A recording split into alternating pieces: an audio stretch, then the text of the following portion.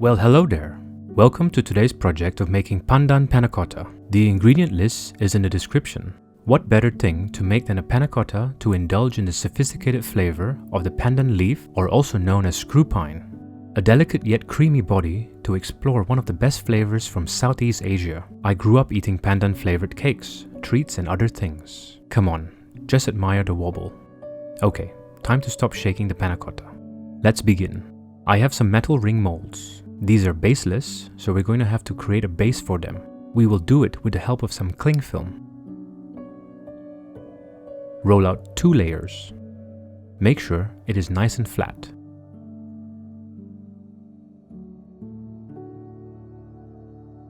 Take your ring mold and roughly measure out a square big enough for it.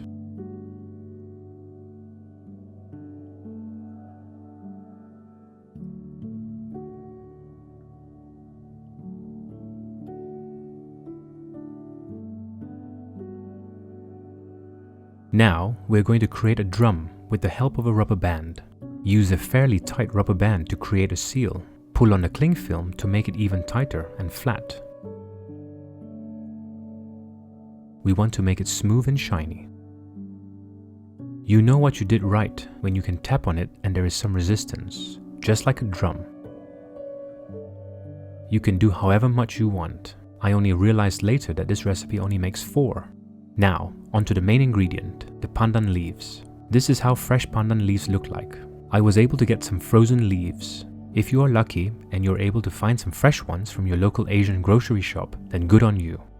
While they are frozen, they can at least still retain their color, which is great.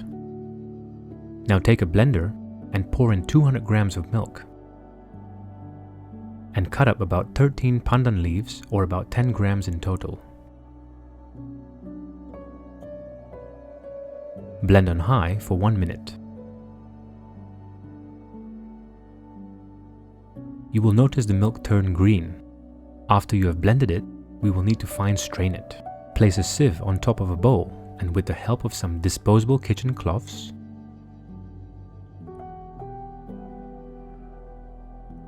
pour the green milk in. Sounds weird saying green milk. Give that a shake and squeeze. Look at all of that fiber we didn't want. We want the panna cotta to be super smooth.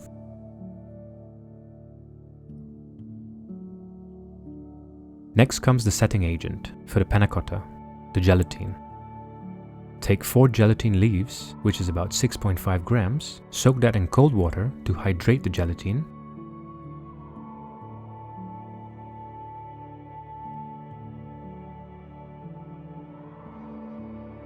In the meantime, take a medium pot with 300 grams of double cream and place that on the stove and turn on the heat to medium to high. The last thing that we need is the vanilla sugar. Vanilla is complementary to pandan. They are distant good friends. I have a video on how to make homemade vanilla sugar. A link is on the top right corner. Pour the vanilla sugar into the double cream. Pour in the green milk as well. We want this to come to a boil for a couple of seconds. Once it has boiled, take it off from the heat. We don't want to add the gelatine when the mixture is boiling. We want to only add it in when the mixture has come off from the heat. Take your soaking gelatin and squeeze out all the extra water. It should feel moist and bouncy. Place the gelatin inside and give that a good mix. Now take a large bowl and fill that with cold water. Place some ice packs or ice in. And then the bowl with the panna cotta mix. We're going to cool down the mix rapidly while stirring. After about 2 minutes, the temperature is about 45 degrees Celsius. Keep stirring, as we want the mixture to reach below 20 degrees Celsius and become thick. Now it is about 19 degrees and already thickened. We can pour it into the mold that we had prepared from earlier.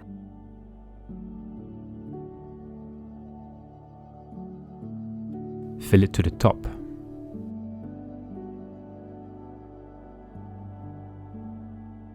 Take a blowtorch and run it around the tops to eliminate any bubbles. This will make everything nice and flat. Place this tray in the fridge for about 2 hours. We can enjoy it after about 2 hours. Like how one is missing, that's because I had one. If you're going to store it overnight and have it the next day, you will need to cover it in a box to prevent the tops from drying out in the open fridge.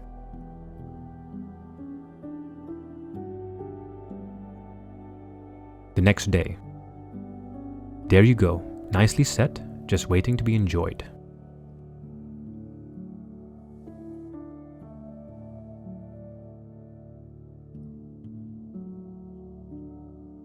Peel back the clean film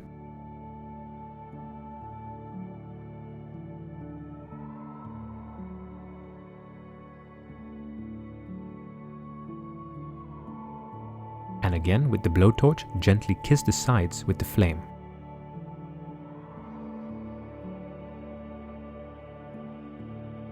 It might leak a little due to the hot flame, but not to worry, just clean the sides of the panna cotta with a paper towel.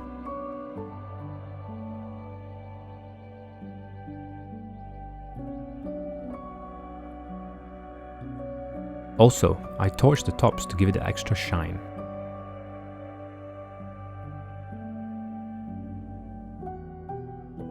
Time for a taste. It just cuts beautifully.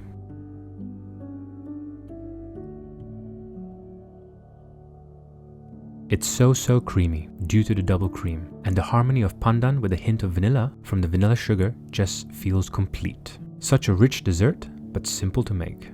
You too can enjoy this, go out and get some pandan leaves. Have a taste of Asia.